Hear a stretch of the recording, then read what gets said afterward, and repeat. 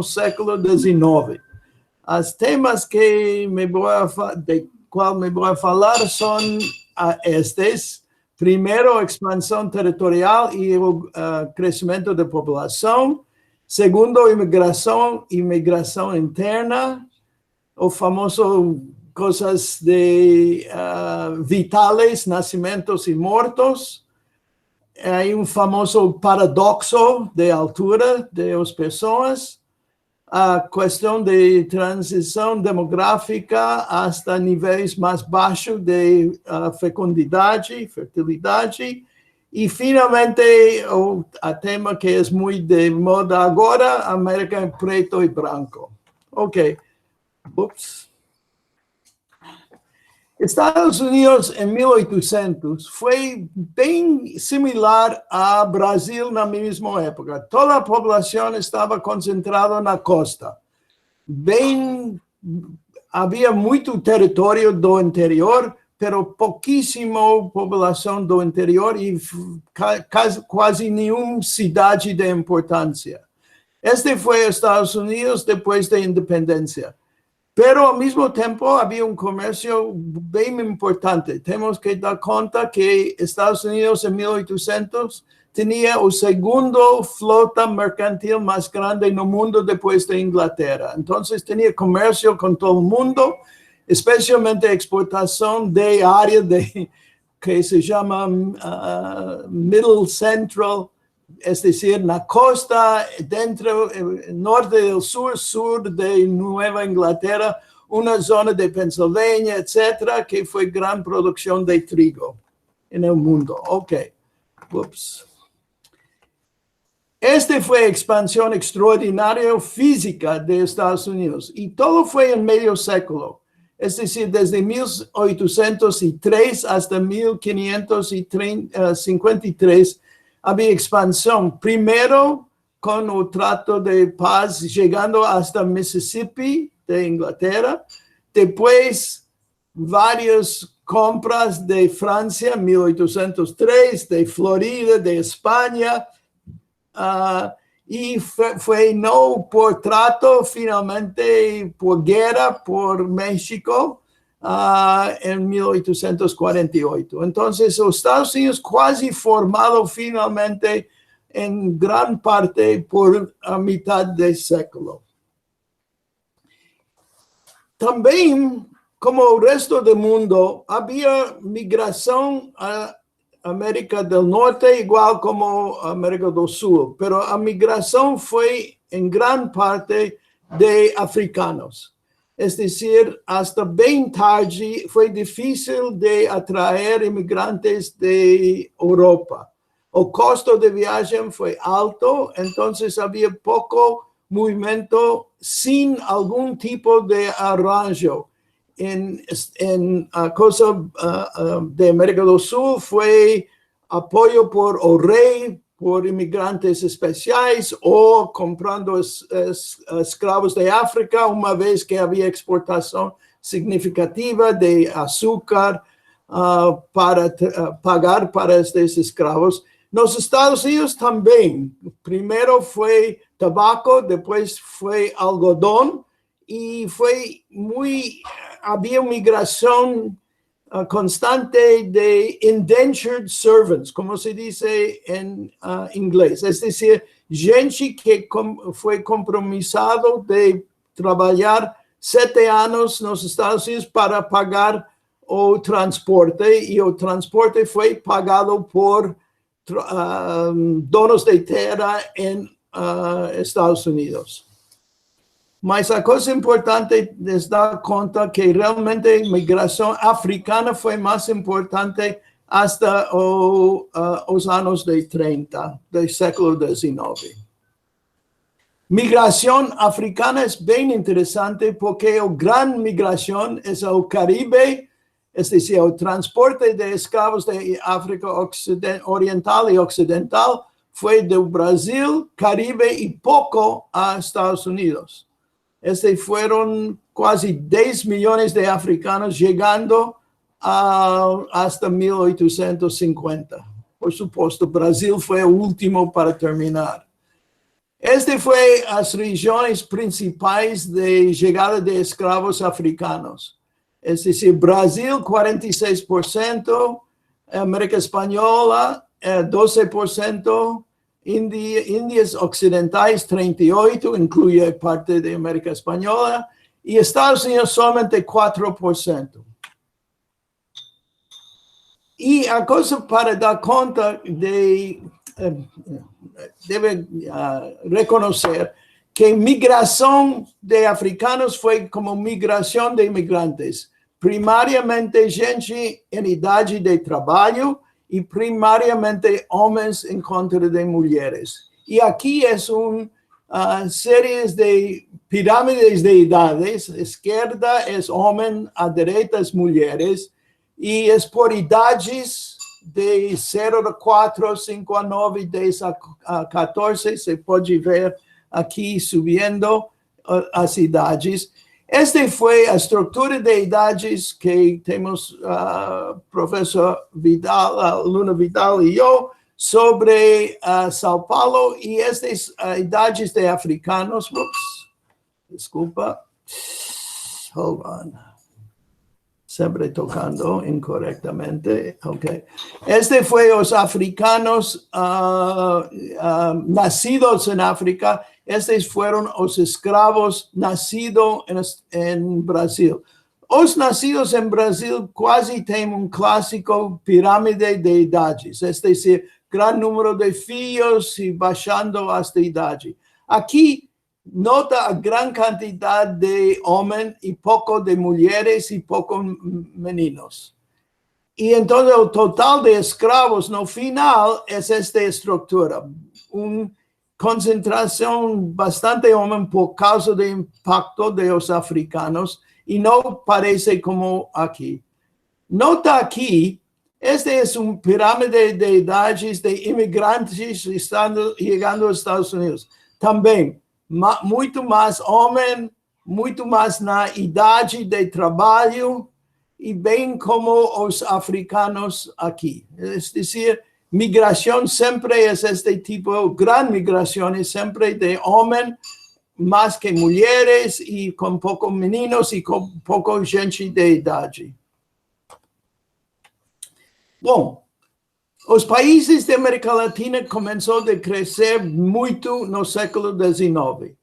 En el caso de en América, el gran crecimiento fue los países de Estados Unidos y de Brasil. Brasil pasó México. México en 1800 fue mucho más grande que Brasil. No final del século, Brasil fue mucho más grande que México. Y Brasil y Estados Unidos, por supuesto, un crecimiento extraordinario de 2,6%, comparado con Brasil 1,7%. Todo el resto del mundo, menos de 1% creciendo en el século XIX. El volumen de inmigración de Estados Unidos realmente comienza a ser impresionante después de 40. Comenzó bien en 30, pero 40, y esta inmigración finalmente no es indentured, es decir, no está libre, pagado su propia cuenta, nada subvencionado de nadie, todo venía por causa del crecimiento económico del país. Y no paraba hasta la Primera Guerra Mundial, y fue constante. El origen de inmigración americana está normalmente dividida en dos tipos. Hasta 1880 está considerado o velho inmigración, es decir, del norte de Europa, y después o nueva inmigración que es de Europa Oriental y de Mediterráneo. Entonces, Austro-Húngara, Rusia, Italia, etc. Iberia tiene poca migración, casi muy limitado de portugués en Nueva Inglaterra, españoles un poco en todas partes, pero muy pequeño.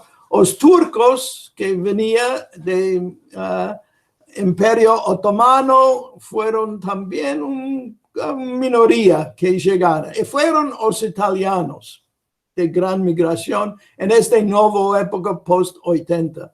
Pero la cosa interesante es que Brasil tomaba más italianos que Estados Unidos en las tempranas épocas y solamente después comenzar de tener, me voy a mostrar este después, pero este da una buena idea de volumen de migración americana comparando Canadá, Estados Unidos, Brasil y Argentina. Estos son los países americanos que importaban más inmigrantes en la época. Bueno, aquí es el material, disculpe, de inmigración italiana para Brasil y Estados Unidos comparando. Entonces, marcado en vermello es la época cuando había más italianos llegando a Brasil que a Estados Unidos. Este es impresionante. Después, por supuesto, después de 1900, la gran migración es para Estados Unidos. Y en esta época también la migración italiana baja hasta norte al sur. Entonces, poco a poco llegando más de Sicilia para Estados Unidos que para Brasil y más do norte. Había un gran debate y discusión de origen de los italianos en cada país.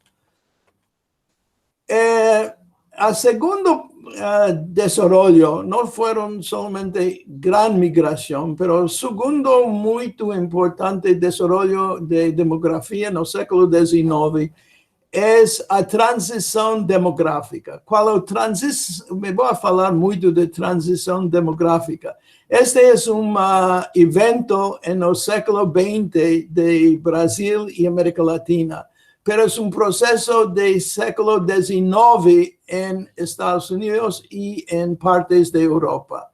Entonces, aquí es la tasa de fertilidad, es decir, el número de hijos por mujeres en edad de fertilidad, 15 a 49 años de edad.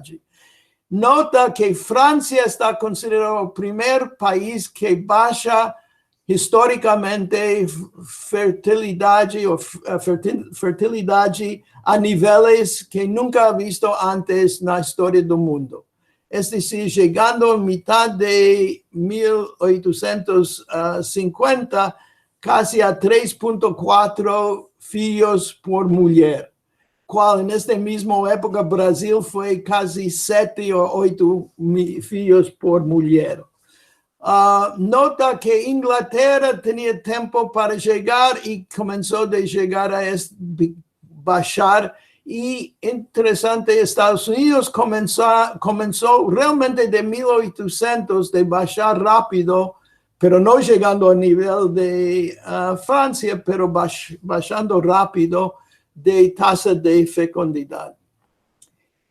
Tasa de mortalidad infantil también comenzó a bajar en esas épocas.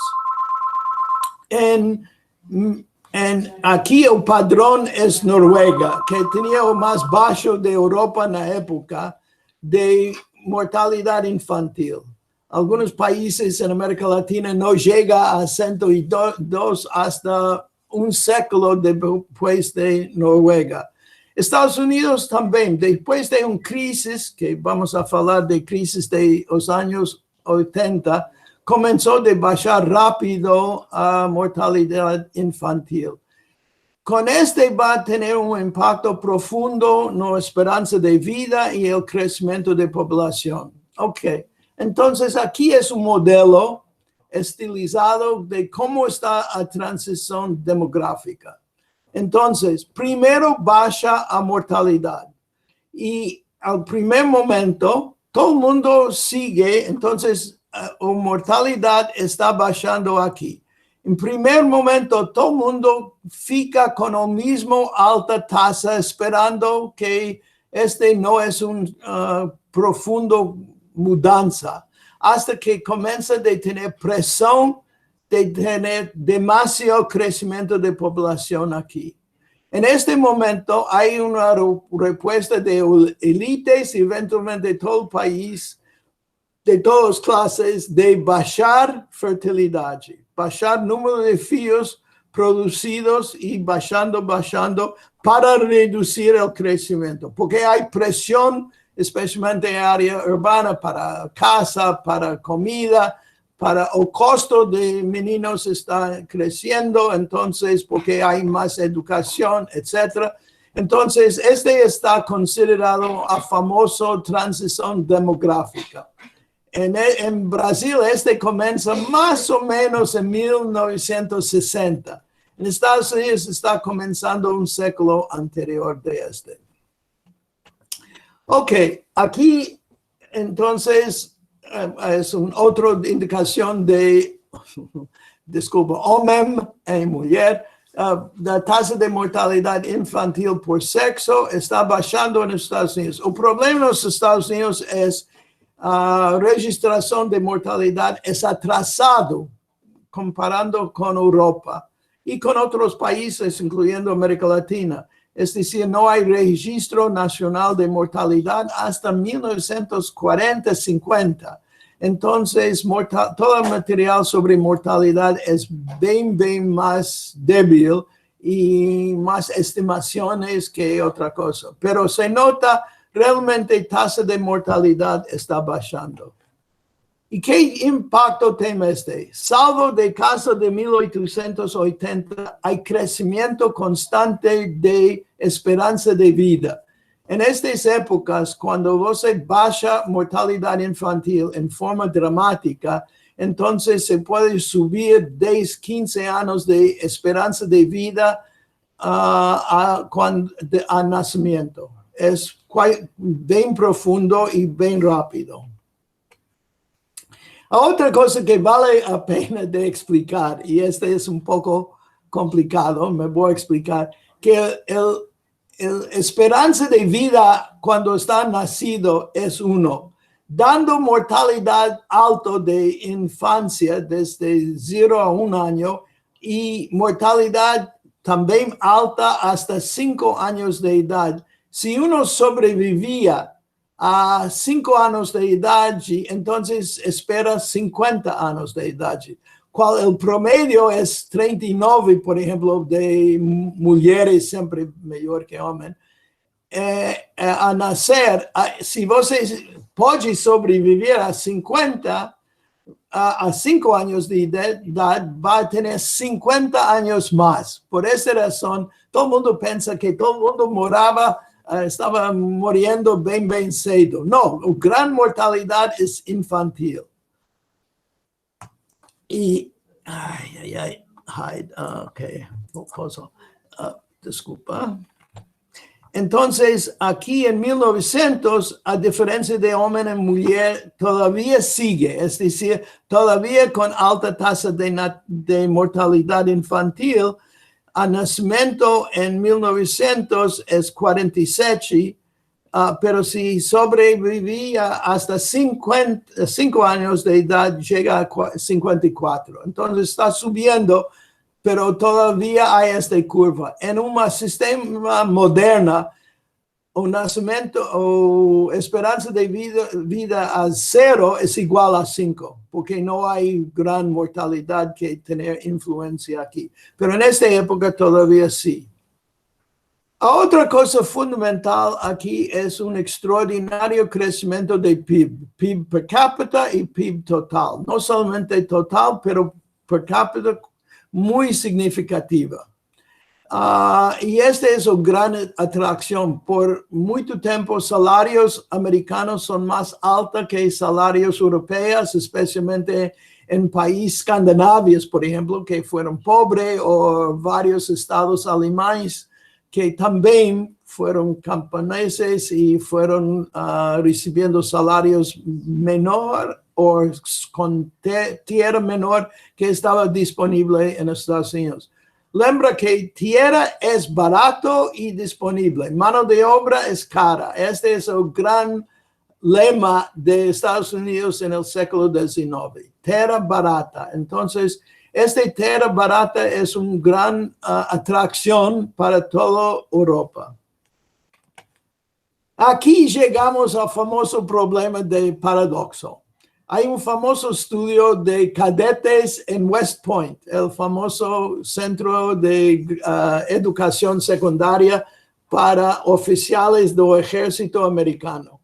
Y tenía medidas de todas las personas entrando a 18 años de edad a este colegio o más o menos universidad. Y el paradoxo es que la altura media de los americanos nacidos en 1830, por ejemplo, fue el más alto del siglo XIX. Y después bajó. ¿Qué hemos visto? En 80 había crisis de mortalidad infantil y otras cosas diferentes de época del resto del país. Y entonces ese es el paradoxo. Paradoxo porque el país está creciendo, ingreso per cápita está en incremento.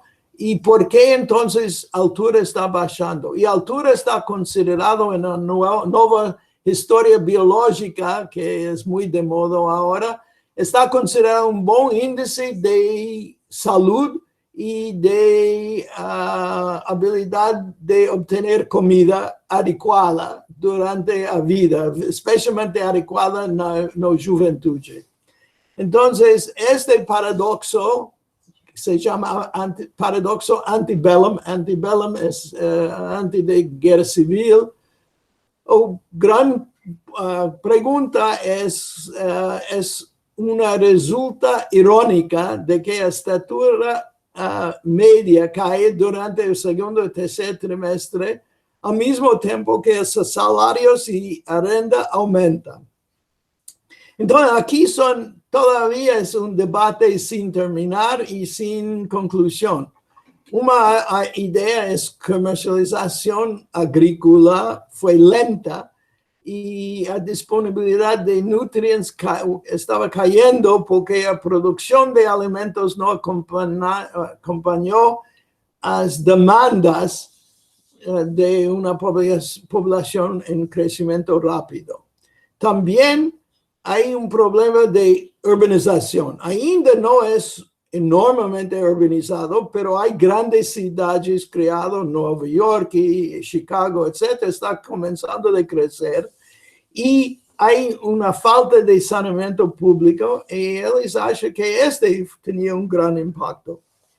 Y siempre en este século, en todo el mundo, área urbana es más peligroso para mortalidad y salud que para área rural. Y también hay una discusión de desigualdad de riqueza y entonces que hay una distorsión en los regresos de crecimiento entre los capitalistas y los operarios. Aquí es el crecimiento de población urbana. Por patrones de Brasil, no es tan diferente. Es decir, no hasta 1920 finalmente el país es más urbanizado. Mas en el siglo XIX es predominantemente rural, no urbana. En Brasil, llega a 1960, 50-60, pero aquí un poco más temprano, pero no tanto. La otra cosa de es que la tasa de mortalidad bruta urbana y rural en los Estados Unidos, aquí tenemos la estadística, azul es urbana, y aquí mortalidad ainda en 1910 y 20 es más alta en las ciudades que en lo rural. Y ya que más población está llegando a ciudades, la mortalidad está subiendo poco a poco. Otra cosa interesante es muy usado en la historia de medicina, es doenças infecciosas en comparación con doenças generativas. Y en 1900, Estados Unidos está comenzando de la transición, mas ainda neumonía, influencia, tuberculosis, diarrea, corazón, derrames, etcétera, son clásicos de, bueno, estos primeros tres son infecciosos. Finalmente, estos son generativas, corazón y derrames, etcétera. Y cáncer también está comenzando. Comparando con Brasil, Brasil va a tener mucho más infecciones y diarrea va a ser muy importante en mortalidad infantil. Entonces, Estados Unidos está comenzando a transición a un padrón moderno de mortalidad. Y aquí es pirámide de edades. Inicialmente alta tasa de mortalidad. Pirámide perfecto es alta tasa de mortalidad y alta tasa de natalidad. Hombres, mujeres, casi un pirámide perfecto en este estilo.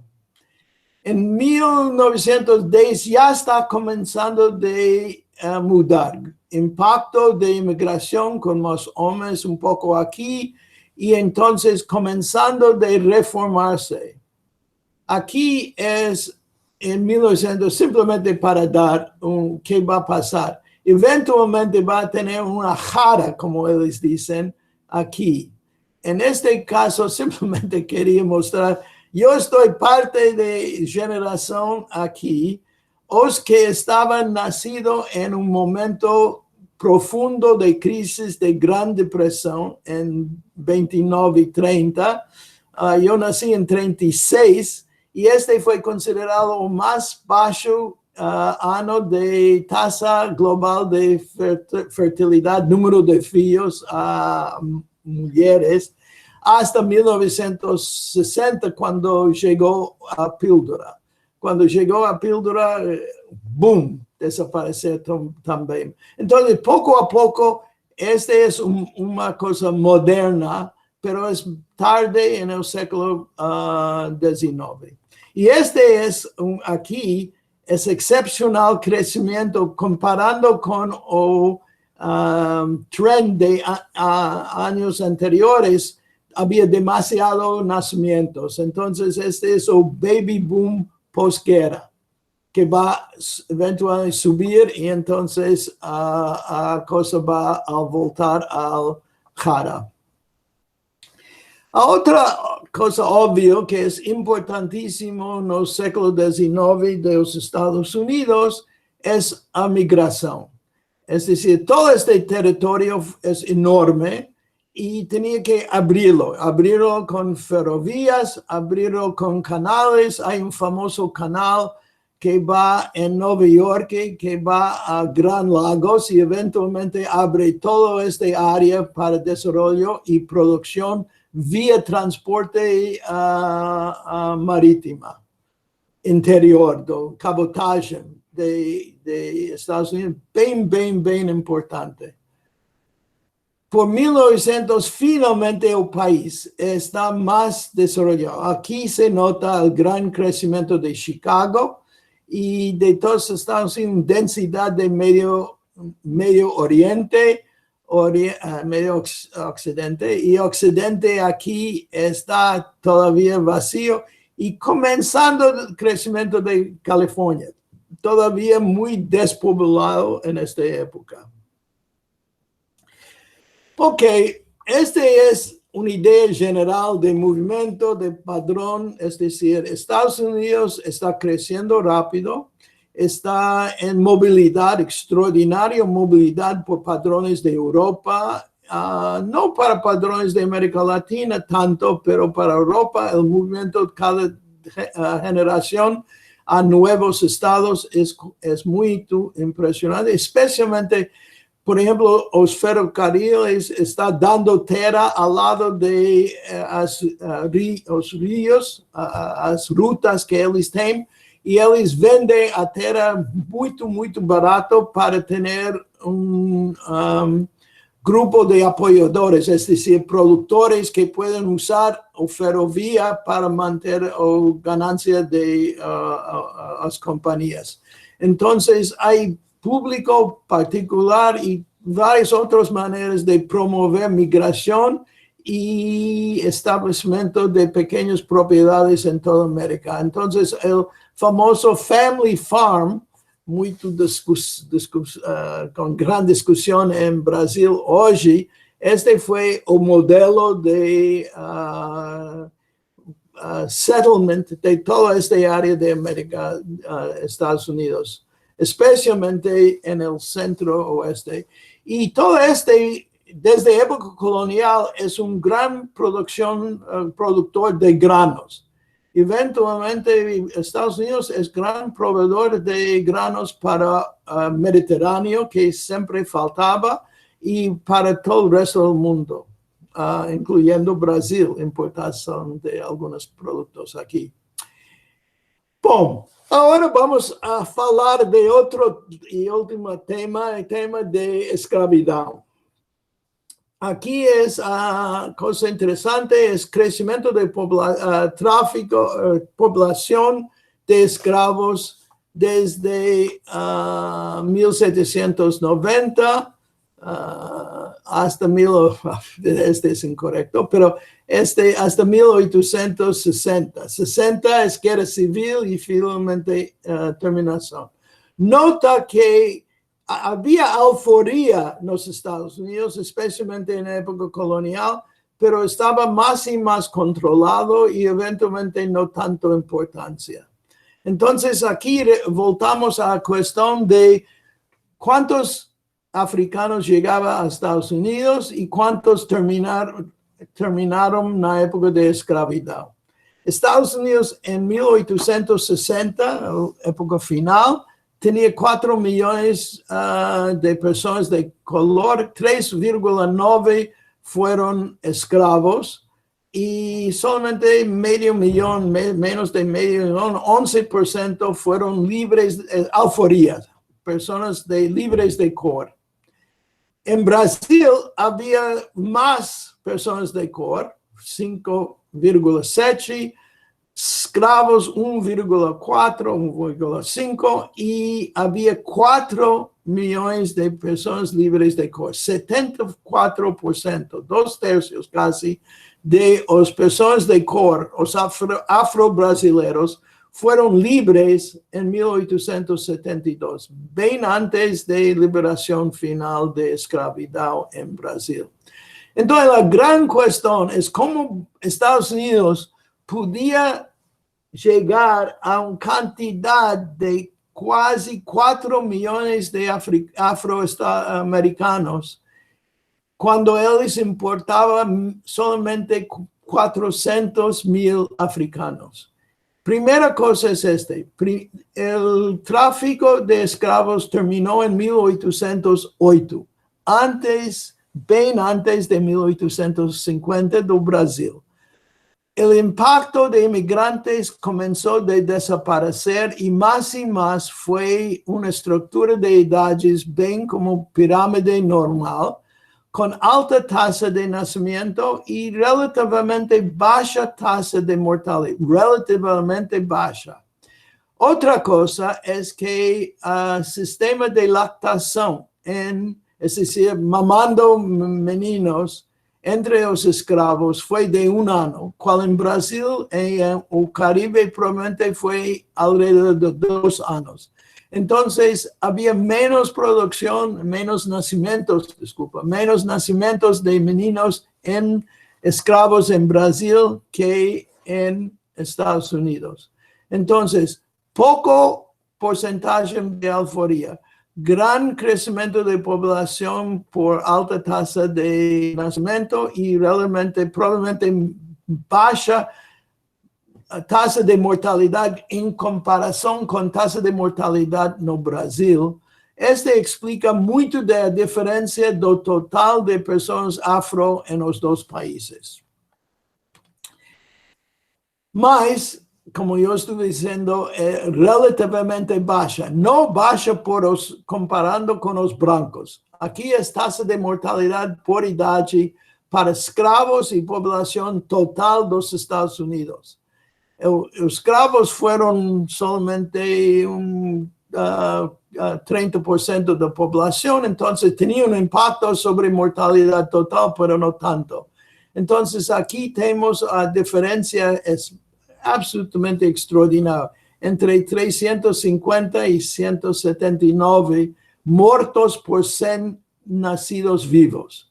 Esta es una tasa de mortalidad. También hasta 5 años de edad, también alta mortalidad.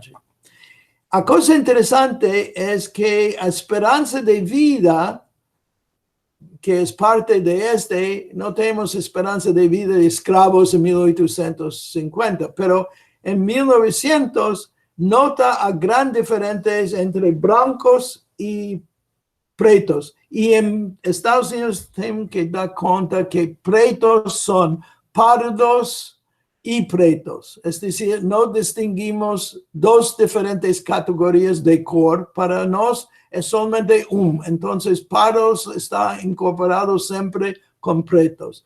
La diferencia fue casi 8 años. 20 años después, es decir, después de todo emancipación de esclavos, etc., ainda la diferencia de mortalidad es alta, 10 años en 1920. Entonces está creciendo la esperanza de vida de pretos como blancos, pero la diferencia está creciendo. Aquí es fertilidad de negros y blancos. Y esta diferencia está mantenido casi hasta este siglo. Ahora está comenzando a ser igual. Pero en esta época, en el siglo XX, había gran diferencia entre tasa de total de fertilidad, número de hijos por mujeres, es decir, casi 8. Este es nivel do Brasil para población total contra de 5 para blancos. Y los blancos están abajo de 4 por 1900, es decir, comenzando de entrar en el famoso transición demográfica, bien al final en el último 25 años del siglo XIX. La cosa de comunidad africana es muy extraña, comparando con Brasil también. Está altamente concentrado en la zona de esclavitud. Entonces, fue la distribución de esclavos, el color más denso significa más que 8% de población local. En 1790, 1860, estos son todos los estados de esclavitud. En la guerra civil, ellos todos fueron en la confederación y no en unión. Hasta 1910, es decir, 50 años después de emancipación, los afroamericanos ainda estaban concentrados. Solamente con la Primera Guerra Mundial y falta de mano de obra, había posibilidad de migrar a Chicago y otras ciudades del norte para obtener empleo. Entonces, fue una concentración absolutamente, como ellos dicen, que la guerra civil no terminó. Es decir, fue parte del control de población afroamericana.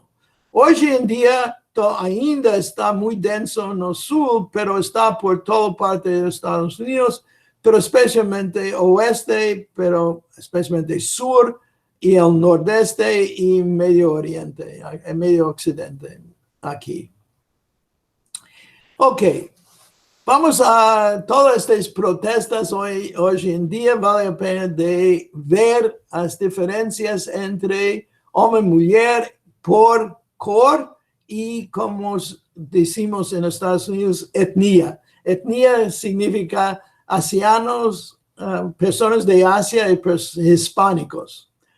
Entonces, aquí es el salario en el trimestre 2018 o más reciente que yo pudiera encontrar, que muestra que el preto gana casi o peor, los hispanos son los peores, mujeres y hombres, y los negros son segundo. Los asiáticos siempre están los mejores pagados y los blancos están aquí.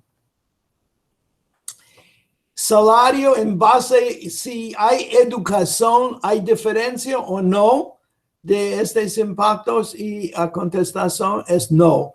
Mire a salario de pretos, blancos, asiáticos y hispanos. Aquí es interesante, los hispanos están comenzando a llegar a la universidad y a ellos parece que tienen menos problemas de subir en salario que los pretos. Aquí también, los de Asia, hindú y chinos, etcétera, están mucho mejor en graduación y posgraduación y que los blancos y que otros grupos. La cosa aquí es otro paradoxo que está muy falado en los Estados Unidos y es paradoxo hispano. Son pobres, tan pobres como los pretos, mas tienen mayor esperanza de vida. Hombre y mujer, en realidad, o mayor esperanza de vida. Ahora asiáticos está parte de blanco. Entonces tenemos blancos non-Hispanic white, es decir, blancos que declaran que no son hispanos, pretos, americanos, y los pretos que no son non-Hispanic black, es decir, son sin los hispanos en este. Entonces, la cuestión, disculpa.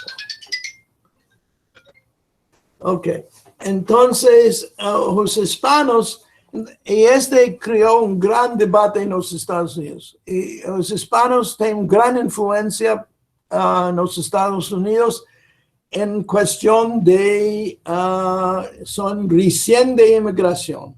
Y solamente en... yo tenía los fechos, hold on. Okay, here it is. Oops.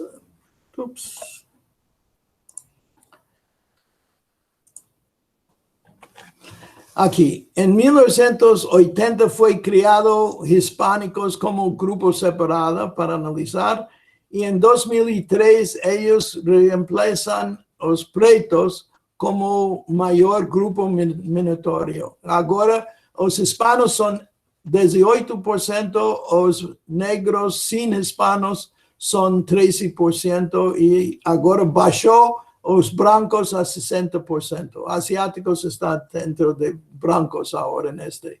Y nota, tasa de mortalidad entre los hispanos es menos que de los pretos. Los pretos ainda tienen más de doble a tasa de mortalidad infantil que los hispanos o no hispanos.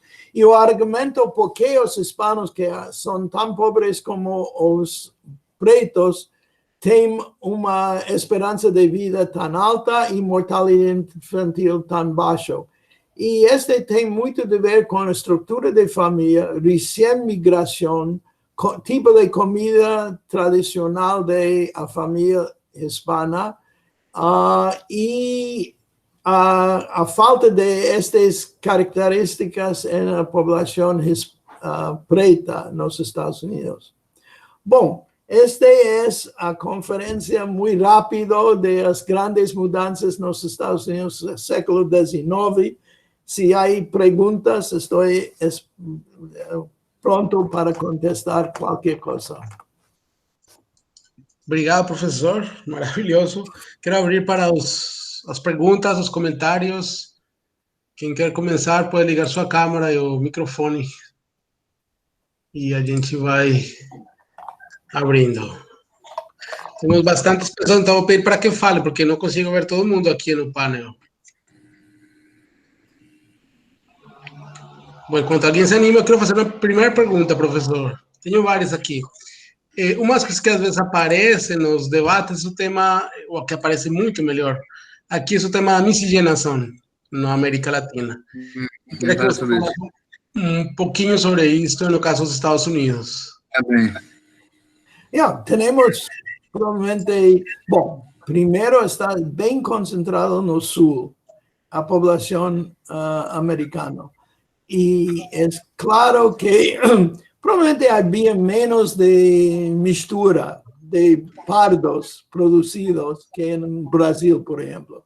En Brasil no había los esclavos estaban distribuidos por todo Brasil. No había del norte al sur, Porto Alegre hasta Manaus, había esclavos y gran cantidad de esclavos. Entonces, no hay diferencia entre zonas.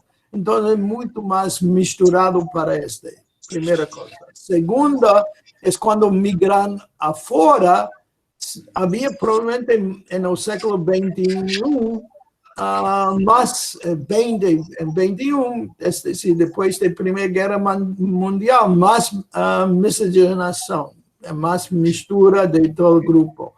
Más para nosotros, mire, mi propia experiencia, después de mi primera visita a Brasil, volté a Chicago y andé en un ómnibus y yo falei, puxa, todo el mundo son pardos.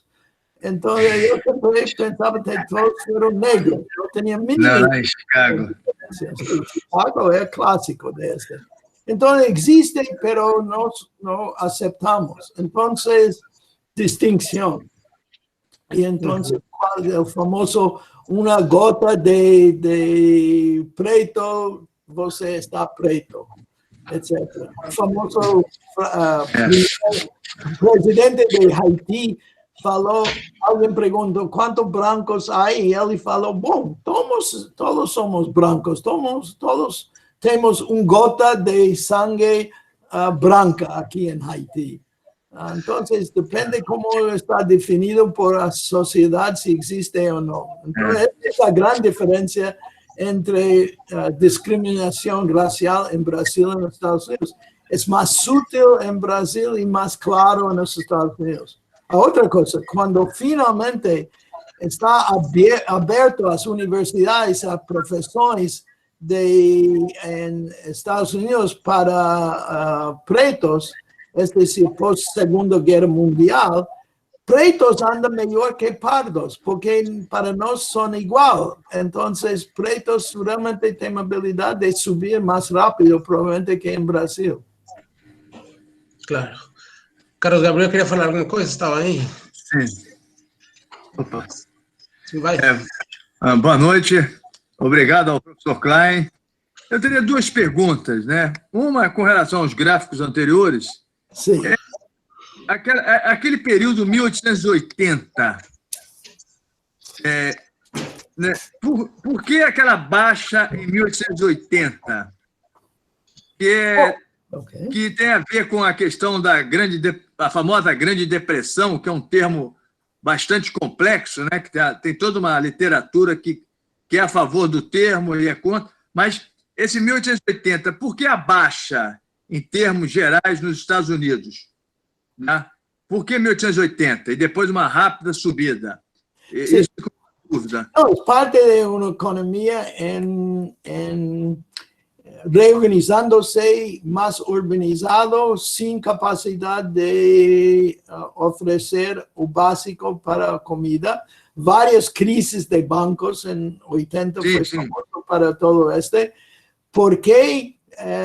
Tem que entrar en la historia económica del país en la época, mas claramente había ni solamente crisis de bolsa y crisis de producción, pero había crisis de incorporación a nueva población pobre urbana grande en los Estados Unidos, y en esta época falta de adecuado de comida, incremento probablemente de mortalidad infantil, es indicación de incremento de diarrea y otras enfermedades infecciosas. Todo tenía su impacto sobre esta cosa. En realidad, el gran movimiento sanitario en Brasil y Estados Unidos igual, los años 90, fin de exactamente última década del siglo XIX, cuando finalmente comenzar en base de qué está pasando en Europa, etcétera, de comenzar de poner agua potable y sanitación y desagüe en todas las ciudades. Antes de esas ciudades fueron gran centros de alta mortalidad.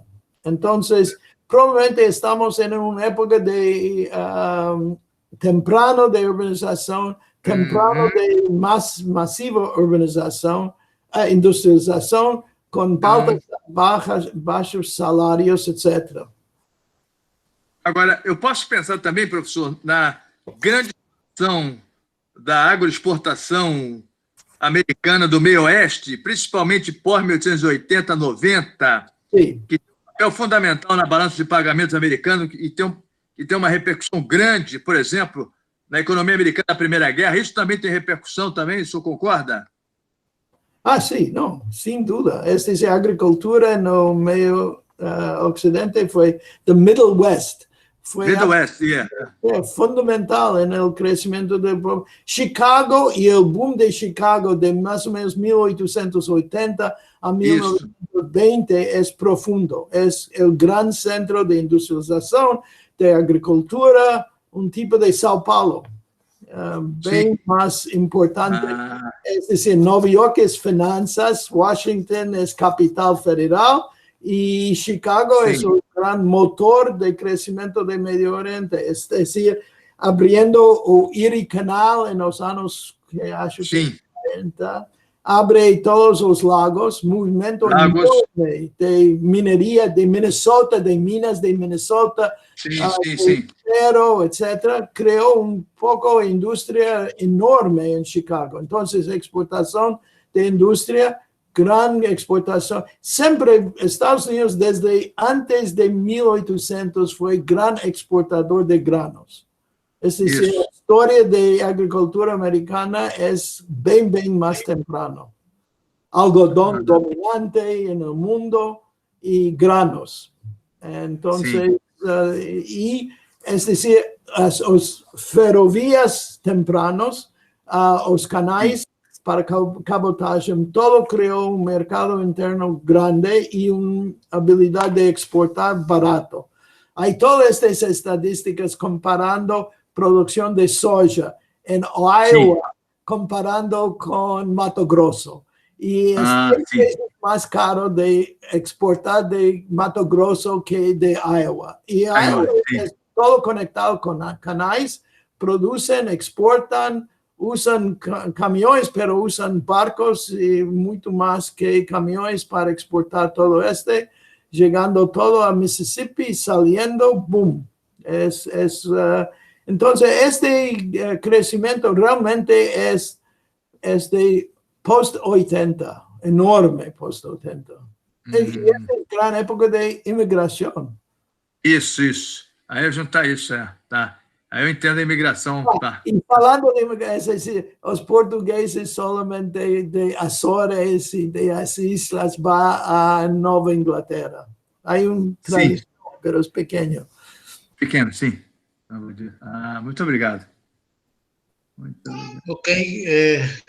¿Posso passar para outro, Carlos Gabriel? ¿Posso passar para outro? Por favor. Beleza. Eduardo, tem uma ordem assim. Eduardo, Mônica e imagino que Ricardo também quer perguntar. Então, vamos nessa ordem. Então, vai... Sí, tengo una pregunta, gracias. Dale, entonces va en español. Eduardo, Mónica y después Ricardo, en el orden que pidieron. Dale, Eduardo.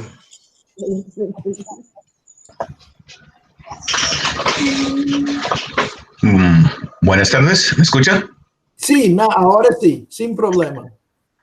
Doctor Herbert, en primer lugar, pues muy interesante su ponencia, me parece muy interesante. Yo iba a preguntar, hacer una pregunta respecto a la revolución industrial que hubo en Estados Unidos en el siglo XIX. Si esta revolución industrial fue más hecha para un mercado interno de Estados Unidos que para el mercado externo, o fue una combinación de los dos mercados, se utilizó toda esa producción industrial para exportación o simplemente para venderla al mercado interno, a la demanda interna que tenía la misma mismo mercado estadounidense. Sí, no tengo los datos enfrente, pero estoy seguro es ambos. Es decir, crecimiento de industria. Bueno, temprano industria americana va a ser más caro en producción que Europa, que fue el fundador de industrialización. Entonces, Inglaterra puede competir con Estados Unidos en varios mercados, hasta que había un tamaño de producción suficiente en los Estados Unidos para reducir los costos y comenzar a competir en un mercado internacional. Entonces, esta es época de oro de Inglaterra. Entonces, realmente es una combinación. Primero, la construcción de ferrovías requiere una inversión enorme y requiere también uso de ferro americano para desarrollar Entonces, poco a poco, reemplazando a la industria de Inglaterra en el mercado americano y eventualmente por fin antes de Primera Guerra Mundial, finalmente Estados Unidos tiene habilidad de competir con los Estados Unidos. Además, Armada americana por 1914 fue más grande que Armada inglesa. Entonces, muestra gran diferencia que estaba desarrollando. Estados Unidos realmente estaba entrando en su época, pero tiene que competir con Estados Unidos hasta que costos estaba igual a Inglaterra. Okay, muchas gracias. Ok, Mónica y después Ricardo. Bueno, muchas gracias. Yo tengo una preguntita acerca de cómo es la diferencia de la población negra que llega a Estados Unidos con respecto a la de Brasil. Quisiera saber si haber sido considerada esta población como esclava o no tiene que ver con la ocupación del territorio. Entonces, si por ejemplo pensamos que Brasil era una extensión grandísima, entonces la población negra que llega a Brasil no es considerada esclava porque no tiene otro punto de referencia para ser considerada esclava. En cambio, en Estados Unidos había otras poblaciones, otros grupos étnicos, otros grupos que estaban ahí en el territorio. Entonces, con respecto a esta gente que ya estaba ocupando el territorio, los negros que llegaron eran llamados esclavos. Esa es una parte de la pregunta. Y la segunda pregunta tiene que ver si es que estamos definiendo igualmente a esclavos en Estados Unidos y en Brasil, si tiene una misma connotación, es decir, esclavo se considera así o así. Y en Brasil podría haber sido también el mismo tipo de trabajo que hacen en Estados Unidos, pero tenía otra forma de ser clasificada a las personas que llegaban, población negra o prieta, como se llama. Ok. Había un debate en historiografía americana diciendo que los primeros africanos llegaron, no sabía cómo tratar de ellos, si ellos fueron indentured servants o no. Esta discusión yo creo que es un poco falso. Es decir, posiblemente en los primeros 10 años había un poco de confusión. Pero dado que estaba usando esclavos en islas británicas desde el comienzo, y fueron africanos. En Estados Unidos fueron africanos realmente desde 1645. Si llegaba en 1642, los primeros en 4 o 5 años después ya estaban esclavos. En Brasil también esclavos. Es decir, todo el mundo usaba los esclavos, compraba esclavos, ¿no?, de comerciantes, traficantes que llegaban a los puertos y no vendían, y vendían igual para todos. Entonces, dentro de una generación, todas las leyes en América Latina fueron casi igual.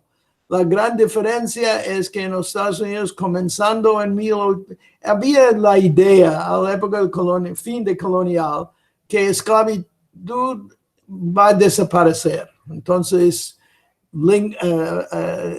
Jefferson y otros estaban con el argumento que poco a poco va a desaparecer, pero el gran auge de algodón liquidó y nunca había un esfuerzo hasta emancipación, fue legal y propiedad y el tratamiento en Brasil, en Francia, en las islas francesas, holandeses, en españoles y portugueses fueron igual.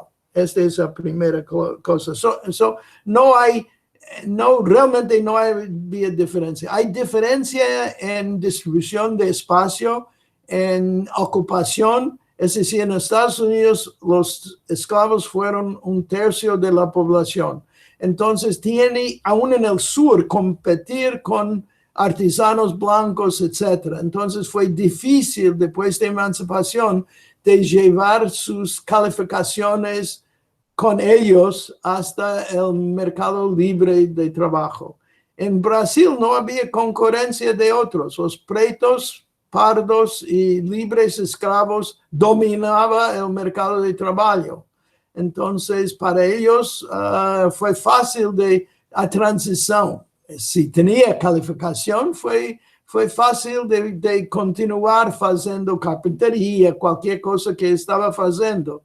Entonces, gran diferencia. No solamente pero post-1850 había inmigración blanca europea a ciudades del sur.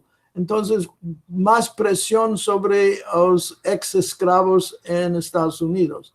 Entonces, la situación es bien diferente post y tiene mucho que ver con el rol anterior de esclavos dentro de los países. En Estados Unidos estaba súper concentrado en producción para exportación.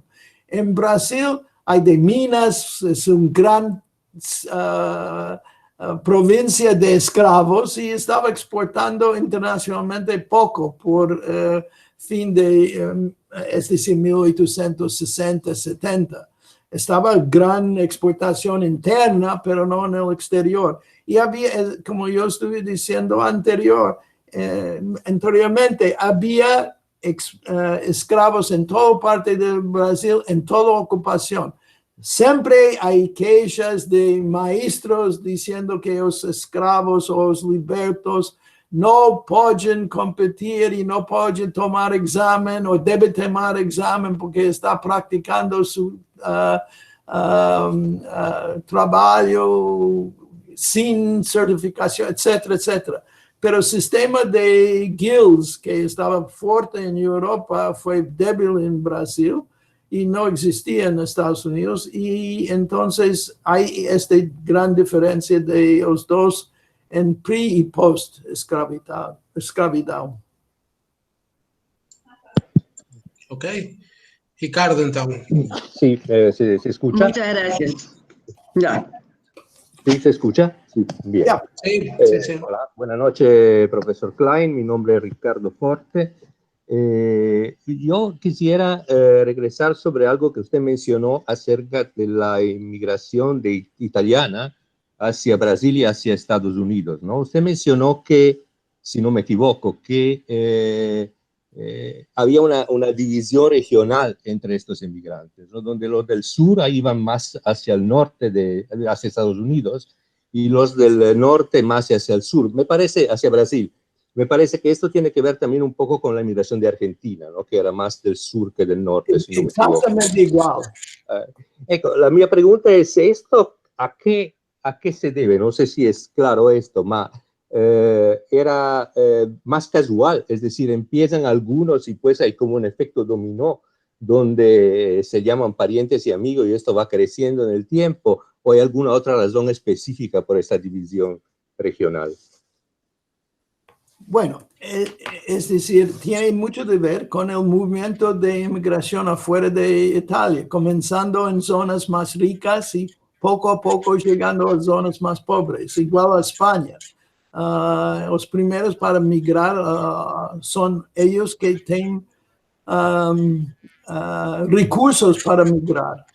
salvo en el caso de Brasil, había subvención de familias. Brasil podía entrar en concurrencia con Argentina y con Estados Unidos porque pagaba.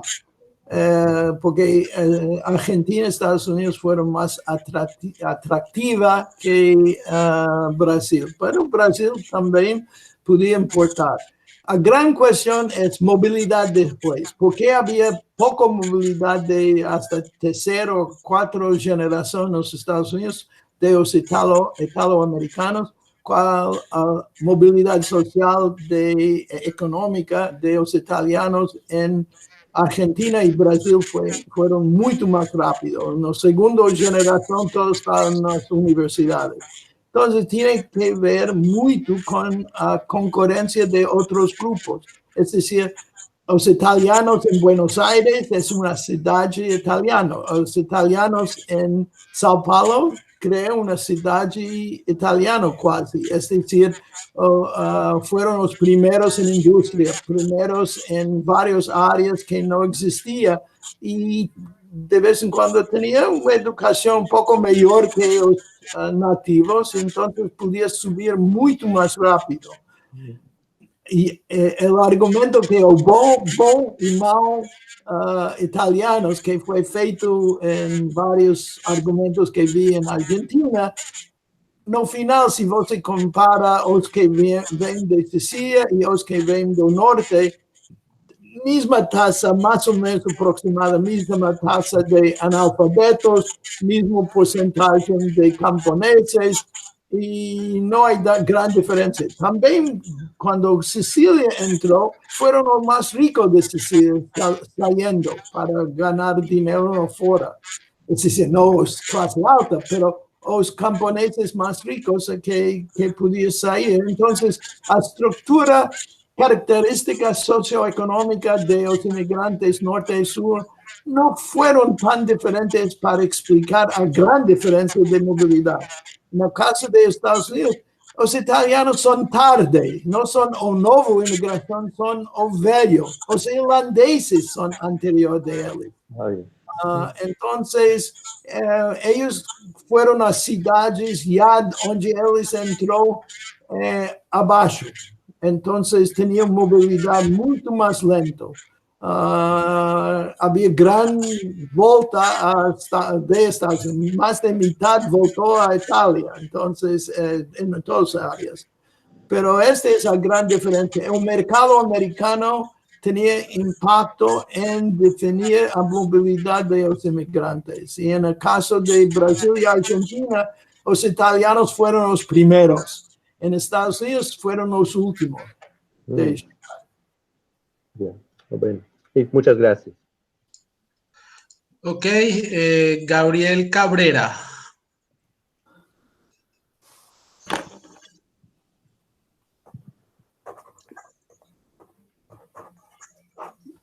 Gabriel, tu micrófono estaba cerrado, no sé si sabes. Perdón, gracias, abrí la cámara. Listo. Dale. Son dos preguntas, profesor. La primera tiene que ver con el contexto de las protestas actuales en los Estados Unidos.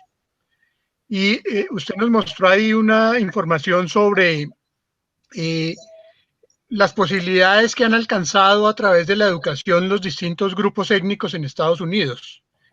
Pero la fuerza pública y el ejército también es un elemento esencial en la vida de los Estados Unidos, al punto que estuvieron metidos en todas las guerras del siglo XX, desde la independencia de España hasta Afganistán.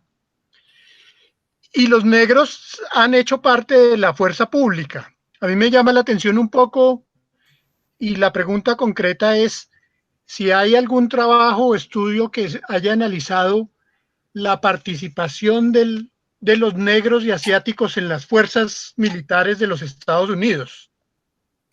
Y de los latinos también. Yeah. Esa es como la primera pregunta. Porque digamos que participar de las Fuerzas Armadas también puede ser una forma de ascenso social. Sin duda. Y lo otro tiene que ver un poco con una circunstancia que mencioné, y es el hecho de las guerras. O sea, los Estados Unidos participaron en los grandes conflictos del siglo XX y tuvieron un número elevado de víctimas. Entonces, digamos que ¿eso tiene algún peso en la transformación demográfica de los Estados Unidos? Okay, Son esas dos. Ok. Me voy con el segundo. Recientemente había una recalculación de mortalidad en la guerra civil y el resultado, comparando el censo de 1860 con 70 y 50, es decir, ver que debía existir y no existía, que la tasa de mortalidad probablemente fue más alta en guerra civil que en todos los restos de guerra de Estados Unidos. Entonces, tenía un impacto grande, especialmente en el sur. Y en todas partes, pero especialmente en el sur. Segundo, el ejército no fue absolutamente racista hasta Segunda Guerra Mundial. Solamente en la Segunda Guerra había aviones, Tuskegee, el famoso pilotos de Tuskegee, fueron todos negros y formó una unidad único de negros, y todos negros en Armada fueron cocineros o sirvientas de varias cosas. Solamente post Segunda Guerra Mundial finalmente estaba abierto el ejército, y ahora probablemente es o menos racista organización en los Estados Unidos, sin duda. Otra cosa interesantísimo, esos famosos marineros son todos hispanos ahora, porque para inmigrantes ilegales, una manera de ganar ciudadanía fue entrando en el cuerpo de marineros, y así podía, después de tantos años de servicio, tener derecho de pedir ciudadanía. Entonces, extraño como parece, o gran modelo de gran héroes son todos hispanos. Probablemente español es la lengua más falada en marinero. Y entre los negros es claro que la movilidad fue extraordinaria dentro, es decir, basado en educación, tomaba sus exámenes. Bueno, yo entré en la universidad post-guerra mundial, Segunda Guerra Mundial, y había GI Bill, es decir, todos los que participaron en la guerra tenían derecho de 4 años de dinero para educación. Entonces, todos mis profesores fueron, en este caso, blancos, pero blancos de origen de clase operaria. Y fue extraordinario, casi todo. Yo conocí una generación de intelectuales graduados que no sabía que fueron candidatos para títulos universitarios hasta que entró en el ejército, tenía los exámenes tradicionales que hace y entendió que fueron realmente inteligentes. Y posguerra entró en las universidades en forma dramática. Entonces, todos mis profesores fueron excombatientes que nunca tenían primera persona en la universidad para entrar. Pero los pretos fueron muy tarde entrar en bien más tarde. Y solamente en los años 50, final de 50, comienzo de 60, fue abierto esta institución para movilidad social. Y es el único, igual. Incluso ahora había una discusión, no tenemos generales suficientes pretos entre los generales, o hispanos también. Mas fue educación y habilidad allá, pero el resto, es decir, es poco.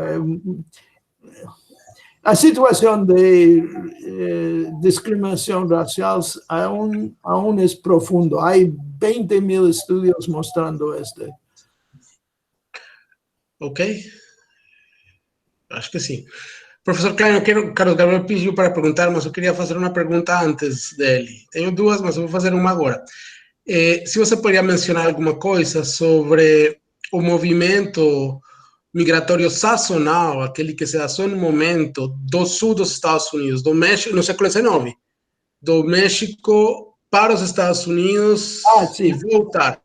Esse E na mesma lógica, agora no nacional, o movimento que vem pelo Pacífico, porque sempre que estamos falando de migração nos Estados Unidos, vemos um movimento que vai, digamos, do Atlântico avançando, mas aquele interessante que vem do Pacífico para São Francisco, para a Califórnia, especificamente, digamos, esse caso pontual, esses dois casos pontuais.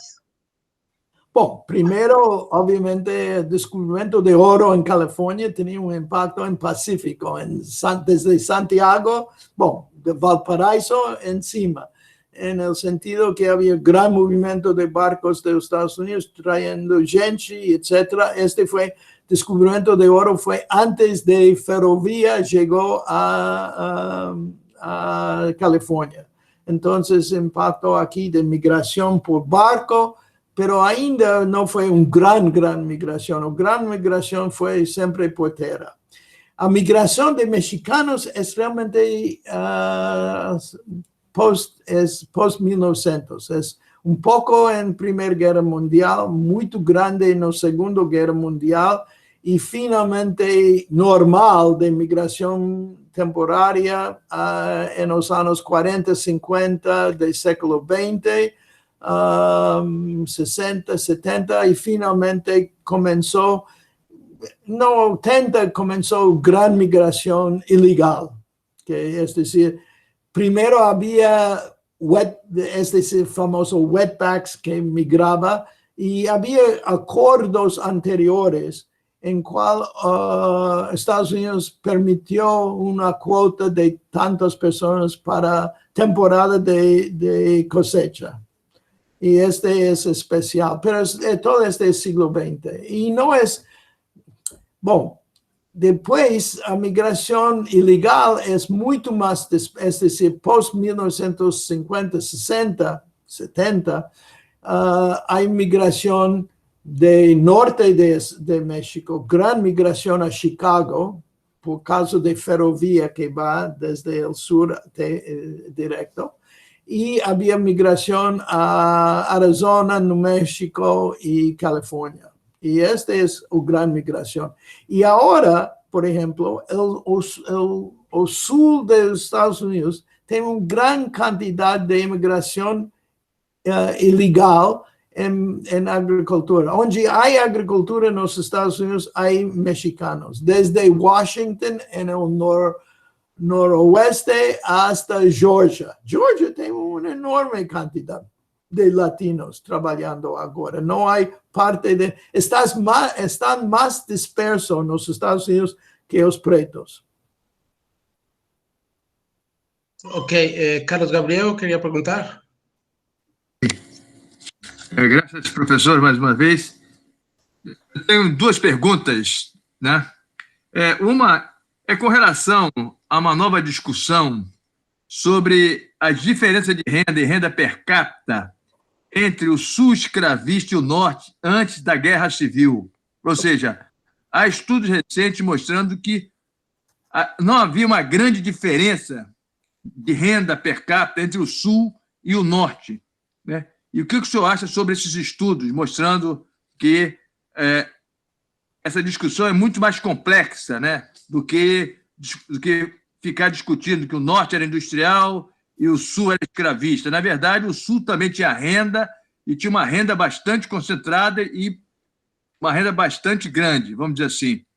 Sim, porque a produção de plantação de algodão foi uma boa inversão de dinheiro. Então, sim.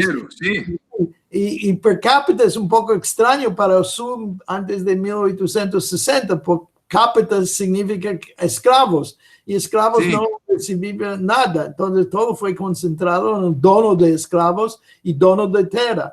E então, provavelmente foram muito mais concentrados a riqueza em mãos do norte. Sim, muito mais. Óbvio. Sim, mas a riqueza era tão compatível quanto o norte, não? A riqueza. Não. É decir, o sul não é subdesarrollado hasta a fronteira. Sí, sí. Los economistas dicen fue una zona de crecimiento extraordinario, inversión de capital, etcétera, inversión de infraestructura. No había inversión en educación y cosas sociales para población preta y blanca. Sí.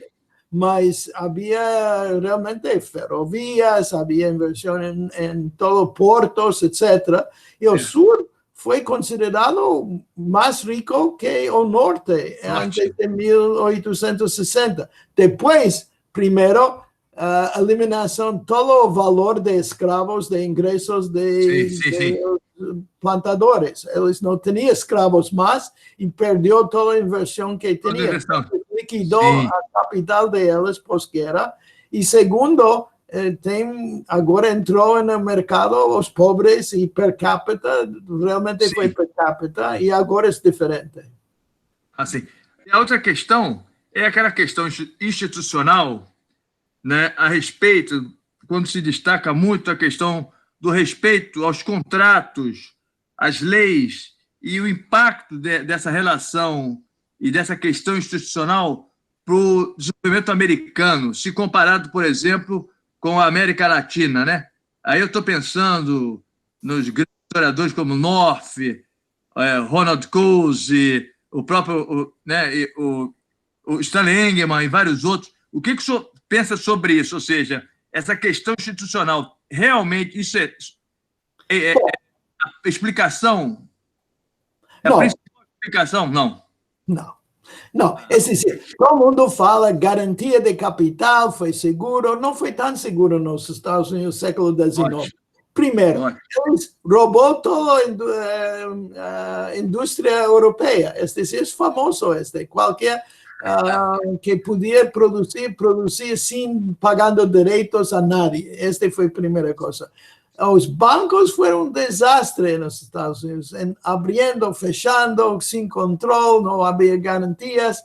É decir, foi um capitalismo bem selvagem com controle. É decir, se você quer falar do século XX, é uma coisa diferente, mas o século XIX foi Wild West, em verdade, em todas partes.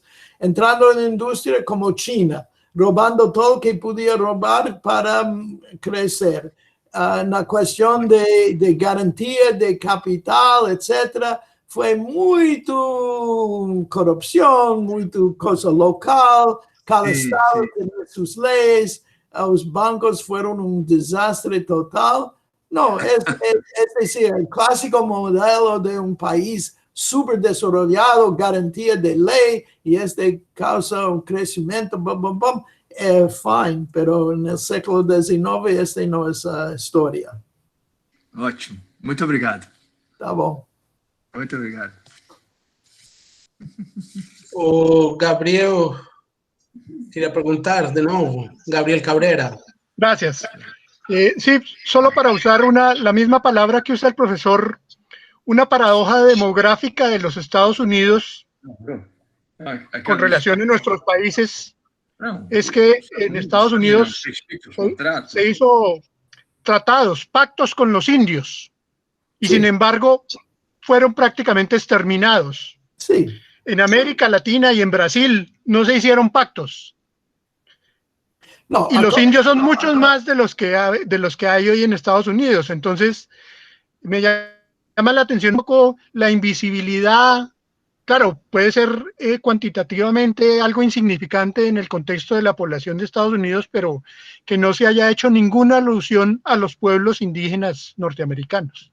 Sí, bueno, primero, por ejemplo, en los Andes había población indígena campesina, bien estructurado en estados. Entonces fueron capturados por los españoles. Ellos querían mantenerlos como base de ingresos, es decir, cortando la cabeza a Inca y simplemente reemplazando Inca con españoles y organizar todo, incluso tratando de usar leyes antes de conquista para garantizar que el tributo tenía derecho de ellos, etc.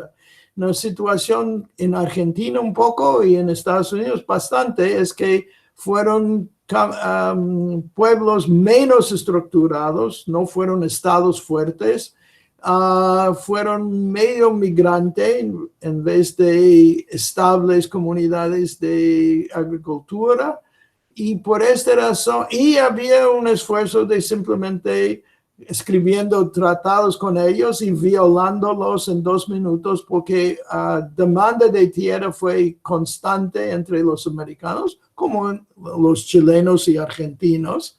Y entonces la frontera fue constantemente en expansión hasta que fueron confinados en zonas bien aisladas con los peores recursos posibles y que nadie quería en ellos estos recursos. Entonces, estos fueron los tratados, cual en área andina, quechua y aymara son lenguas todavía vivos y dominantes no dominantes, pero gran minoría de población en estas áreas hablan estos idiomas y viven con tradiciones más fuertes, pero tiene mucho que ver con la existencia de estructuras más desarrollados en un área que en el otro. Entonces aquí la historia de Chile y Argentina son más como lo de, pero México y Perú y Bolivia más diferente. Ok, Eduardo, tá? Desculpa, Eduardo quer fazer a pergunta, que me confundi aqui. Eduardo, com você. Profesor, yo quería hacer una pregunta. Hay un modelo comparativo entre las olas de inmigración de Europa hacia América entre Estados Unidos y los países del Cono Sur. Pues lo que se dice pues, en la tradición historiográfica es que la inmigración de mano de obra europea hacia el Cono Sur fue producto de las políticas de los gobiernos, como el caso de Bartolomé Mitre en Argentina, quien decía gobernar es poblar. Fue para generar población y traer una mano de obra calificada. Y dicen que la inmigración europea hacia Estados Unidos fue mucho más espontánea. ¿Qué tan cierto fue eso? Porque hay algunos que dicen que no, que realmente pues también fue una inmigración, también fue diseñada por los gobiernos de Estados Unidos, también bajo influencia de las grandes empresas estadounidenses de la época, los grandes magnates de la época, pues especialmente el último cuarto del siglo XIX. ¿Qué tan cierto es de que pues esa inmigración en Estados Unidos fue más espontánea, a diferencia de los países del Cono Sur? Ok. La política puede ser abierta y nadie viene si no hay atracción. Si no hay salarios o tierras disponibles, nadie viene. Los plantadores, fazenderos brasileños querían inmigrantes. Fue fundamental para ellos para reemplazar los esclavos después en fazendas de café. Y no podía traerlo hasta el gobierno pagó. Entonces tenía que pagar para En Argentina, una vez que el gobierno declaró que estamos abiertos a tenía otros países en América Latina declaró que estaban abiertos y nadie venía, pero Argentina tenía recursos extraordinarios que estaba muy atrayente para los europeos, y ellos llegaron voluntariamente porque había salarios altos disponibles, y fueron altos disponibles porque Argentina estaba exportando en gran cosa. O mismo en Estados Unidos. La política de Estados Unidos fue absolutamente abierta, una política generalizada. Mire, analfabetos fueron permitidos de entrar. No solamente analfabetos, pero poco control. Yo recuerdo, mis abuelos hablaban del problema de nadie debía tener tuberculosis. Esta fue la única razón para no entrar en el país. Comenzando en los años 20, fechó, pero antes de había una migración enorme. Y realmente el ITE fue medio antes, es decir, las ferrovías o las compañías de transporte, fábricas estaban interesantes, pero el ITE tradicional fue anti-inmigración, completa anti-inmigración. feroz después de los inmigrantes tomaban control de política municipal en Nueva York y en Boston, etcétera, anticatólica, anti-inmigración. Este fue dominante, mas estaba abierto hasta que este grupo dominó el gobierno y fechó la puerta. Entonces, es interesante, solamente 4 países en América podían traer inmigrantes. 3 sin ninguna subvención, Canadá, Estados Unidos y Argentina, y 1 con subvención, hasta que fue tan grande el desarrollo de Brasil que finalmente personas podían pagar su propio viaje. Entonces yo creo que la política de gobierno es una cosa, es importante, pero sin los recursos no podía, el movimiento no podía desarrollarse.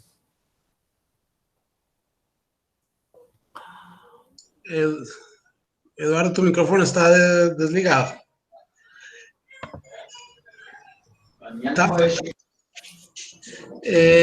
Profesor, quería aprovechar más una pregunta ya.